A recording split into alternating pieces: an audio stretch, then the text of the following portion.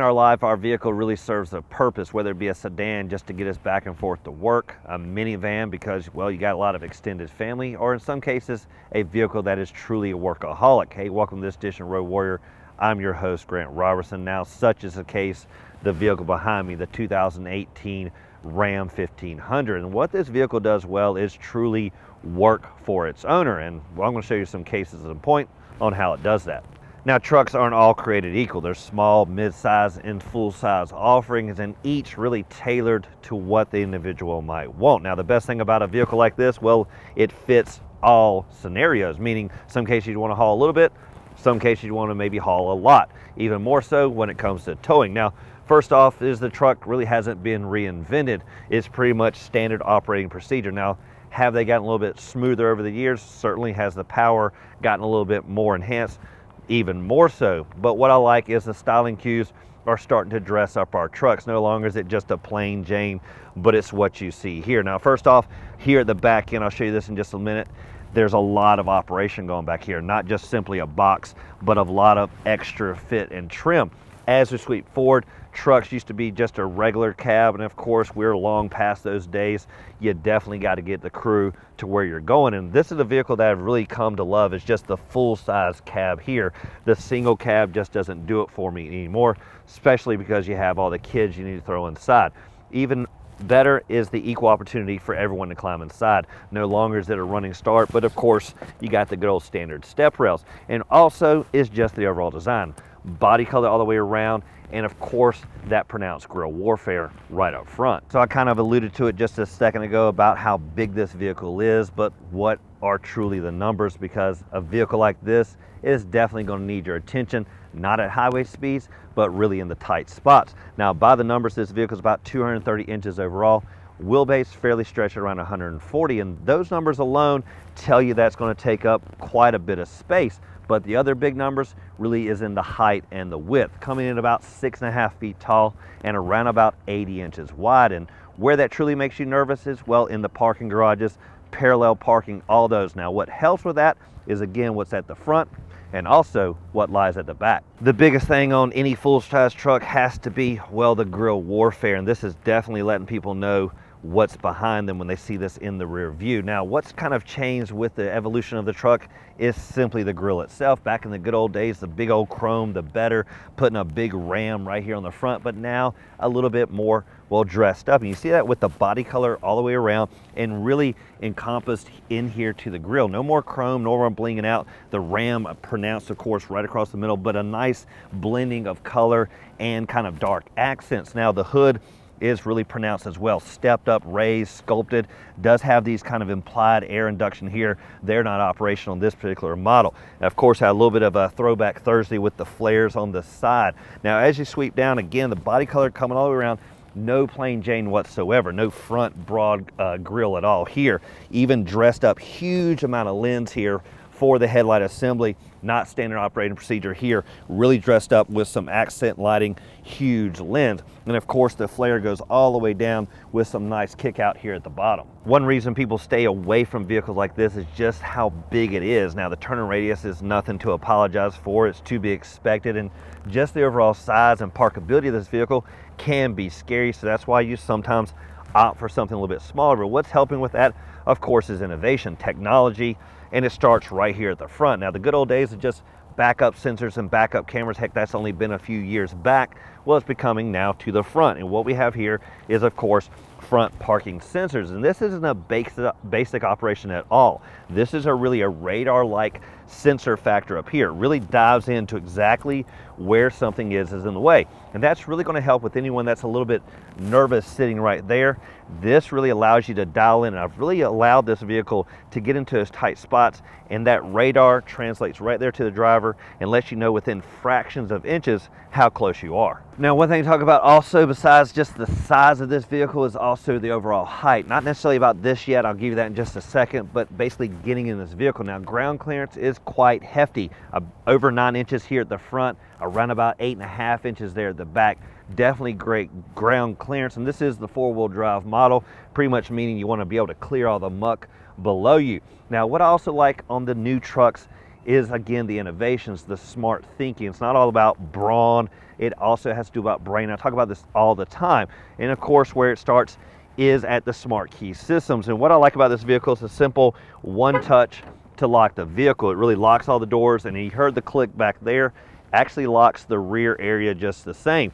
Now, what I also like is this one's intuitive. What that means is basically your hand gets here, you simply put it, you don't even have to pull on it, it unlocks everything. Now, I wish that went one step further, which basically means when you get to any door, it opens right up, but that's just not the case. That would help maybe just a little bit better on ingress. Now, what I also like is the fill-up area. Of course, keeping security around the vehicle. This is one area that really has to be locked because vandalism can start here.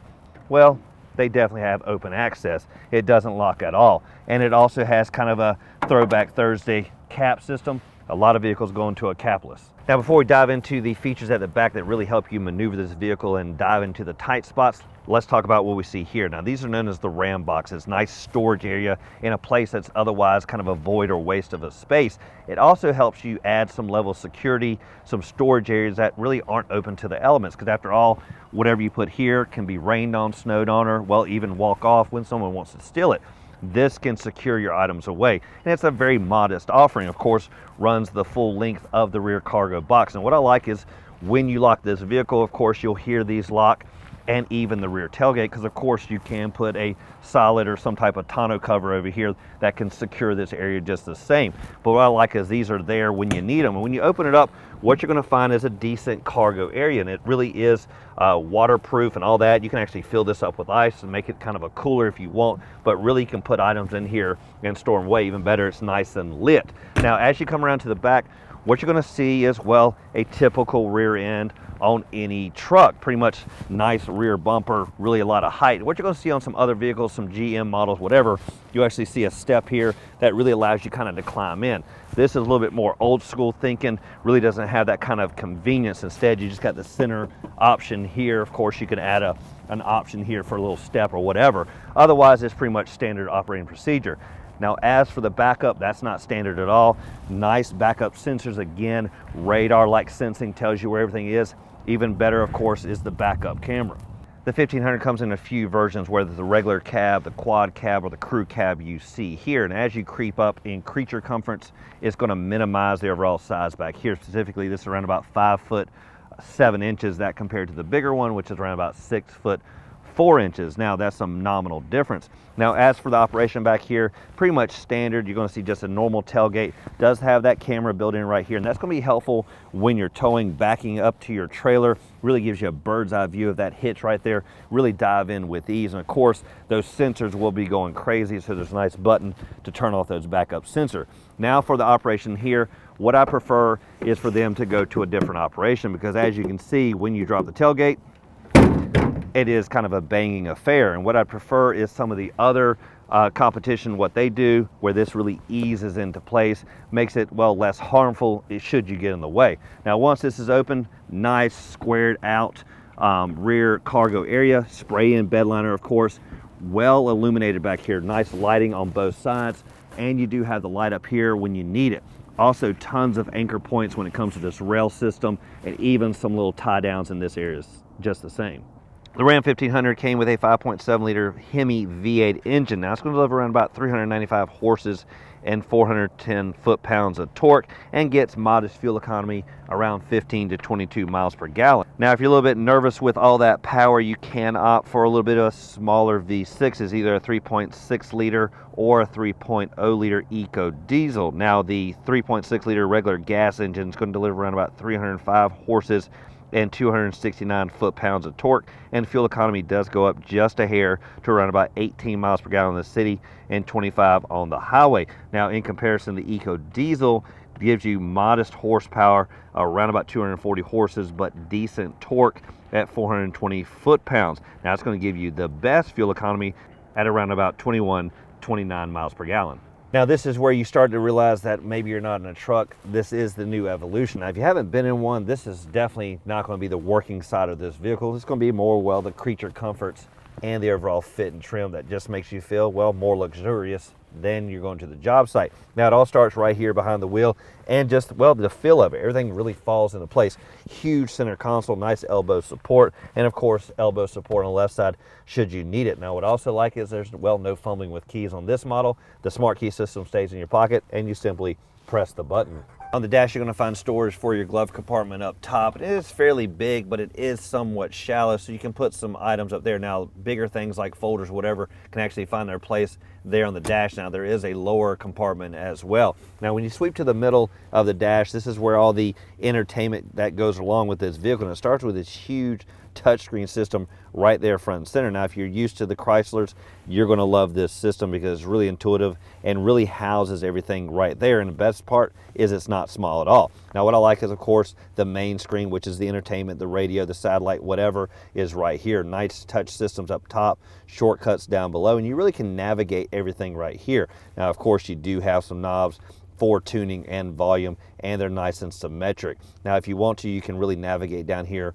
on this screen by simply pressing the other buttons. Now, this is the climate control. I've gotten used to using this in some cases. You see the temperature selection up here, and I do like the fact you can really kind of dial in your specific temperature setting just simply by pressing and pulling down. That versus the up and down buttons down below. Now, what I also like is really everything else is right here, even right down to the heated seats for both front occupants, and even these have heated and cooled seats. Now, a little bit lower on the dash is going to be the standard operating buttons you'll find on a lot of vehicles. Again, the symmetric knobs for the radio, but you do have a huge fan speed knob in the middle, and I do prefer that when you're selecting fan speed. Just makes it a little bit easier. Now, this is your dialing specific for your temperature on both sides, dual zones up front, and the other simple modes all the way around. Now, really down low, this is going to be some of your other features for towing, of course. This is the shortcuts for the heated and cooled seats, and also the tow haul mode here. Now, what I really liked on these cool days is the heated steering wheel. What I found is as I cranked this vehicle in certain situations, it kind of knew what the temperature was outside. It even suggested that these be on, plus the heated seats allowed the vehicle to kind of know what I wanted. One thing to get used to, not only the push start button here, but also the gear selector. Now, it does take a little bit getting used to because I'm used to either pulling a gear shift or handle. Now, all you do is simply dial into your gear, and you do have some simple buttons for your four-wheel drive selection as well. Now, between the front occupants is definitely a wide area, and what you'll find is a lot of area for storage for one, and basically some nice compartments. Now, it first starts with the dual cup holders.